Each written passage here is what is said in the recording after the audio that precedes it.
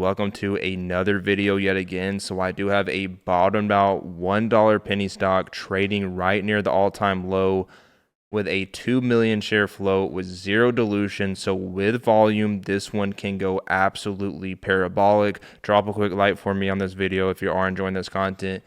I have nothing at all to sell you, and these alerts are 100% free, but just recently they did announce a $100 million revenue forecast, which is insane for a $3 million valuation company. And just yesterday, they did add a new board member who held senior roles and positions at JP Morgan and Chase, which is sitting around a $700 billion company. In 2024, they did do around $40 million in total revenue with $700,000 in net income. So they were profitable last year in terms of net income, and they do have some very big goals for 2025. And the CEO does think this will be a breakout and historic year in 2025. So just recently, the company did have some major business updates, which are expected to significantly increase shareholder value. So make sure you watch until the end of the video so you do see this exclusive information and all the updates with the company that I will be discussing. But before I get into it, I do want to briefly talk about ticker IPM, which is a company I am still holding. I did discuss this on last video. It did actually run up to $2.30 and came back down, and I am, like I said, I'm still swing trading this one, and there are multiple catalysts. So volume kind of died out, so we do need some news to come out to get volume to roll in. But they do have multiple catalysts, as Paltech Holdings is the previous name. They actually had that acquisition and changed their name from Paltech Holdings to Intelligent Protection Management Corporation in January.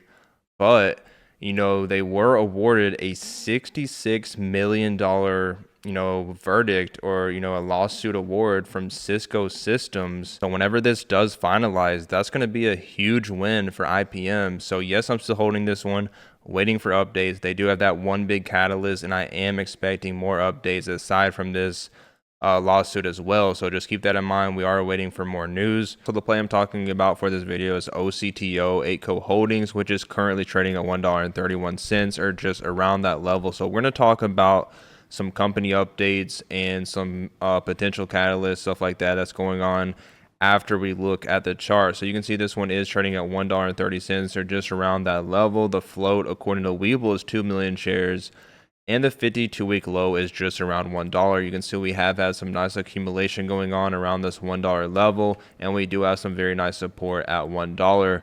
So they really want to keep this above $1 to stay in compliance with the NASDAQ. And the first major resistance levels on the daily is just around 130 and then 175 and $2. This 175 is right at the 200-day moving average, so a very key level right here. So the average volume for the last 3 months is only sitting at 35,000. So whenever we do get that volume to come in and we compare it to this relative volume and it's much higher, that's always a good indicator that this one can have a parabolic type squeeze. This is a company that focuses on two different businesses. They have the mobile phone division, where they focus on reselling and refurbishing phones, primarily Apple products, and then they do have the Forever 8 business, where they are providing smarter inventory solutions for other businesses, mainly in the e-commerce sector. Looking on dilution tracker right away, you can see that this one does have that 2.8 million share float, a very low offering ability,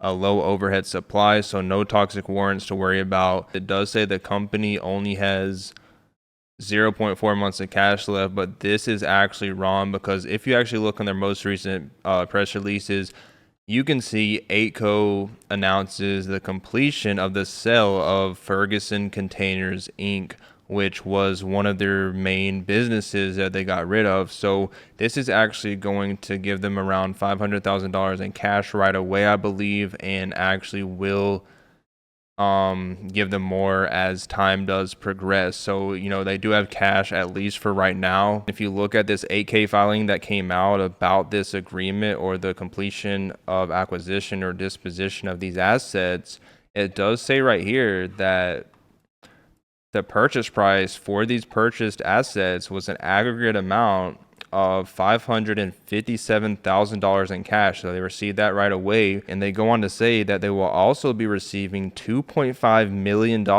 issued in the form of a seller note, which this note bears interest at the rate of 10% per year, payable in equal monthly installments of $33,000. So it looks like they will be receiving $33,000 every single month for around the next 9 years, because these payments will begin on May 1st, 2025 and will be due and payable in full on December 31st, 2034. And there's also another term to this agreement that, it gets even better. So it says eightco Holdings will also have the right to receive certain earnout consideration upon the achievement of the following milestones. So if the buying parties of these assets do achieve $1 million of EBITDA for 2025, eightco Holdings can receive a $250,000 bonus payment. So that's a lot of guaranteed money that's already coming in for eightco Holdings just from these sold off assets.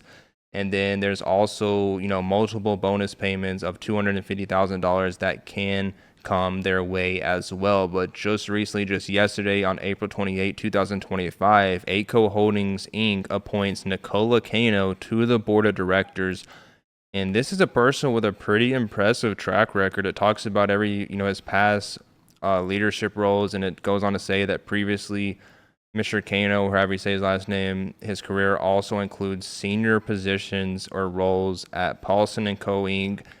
And this is pretty big, JP Morgan and Chase, which I did talk about in the intro. So this is a person with a really nice track record that just joined the board of directors as they just sold off their assets to one of their other businesses. So I'm expecting a ton of new updates to come out. And the CEO has already said they are expecting a $100 million revenue forecast. Will it happen? You never know, but that's just a pretty ambitious goal that was stated. And you can see in 2024, they did do around $40 million in total revenue, with around $700,000 in net income. Keep in mind, you always add 3 zeros to these numbers. If you look on their balance sheet, as of the end of the year, they only had $240,000 in total cash and $51 million in total assets, compared to $39 million in total liabilities. But at least there's zero long-term debt, so that's one positive. And they actually have been working to bring their debt down. You can see their liabilities have went down compared to the past. And keep in mind, you always add 3 zeros to these numbers. So one concern is their cash is low, but they did just receive that $600,000 payment, or $550,000 plus payment, and will be receiving some money from every single month from the sale of those assets, and potentially even more as bonus payments. With this company, I'm going to be really looking at how much money they make or lose for the first quarter. That's going to be really important, because if they did actually have a bad quarter somehow,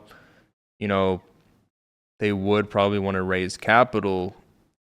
But, they're, as of right now, the offering ability is low, overhead supply is low, so a very low dilution risk as it is right now. If you actually look at how much cash they're burning every single quarter, which is usually the most important metric with these penny stocks, because, you have to know when they're out of cash. That's going to be a big issue. So if they are low on cash, you need to look at how much cash they're burning every single quarter. And in this case, there's a lot of mixed numbers, because last quarter or the most recent quarter for Q4 2024, their cash went down by $2 million, and for Q3 it went up by $2 million, and for Q2 they only lost $445,000, but they haven't really came out and done any offerings or had any dilution in the last few quarters. Obviously, whenever companies do run out of cash and they do want to raise capital, they usually like to pump their stock price up, especially when it's sitting at the all-time low. So even if they do tend or go and raise capital in the near-time future,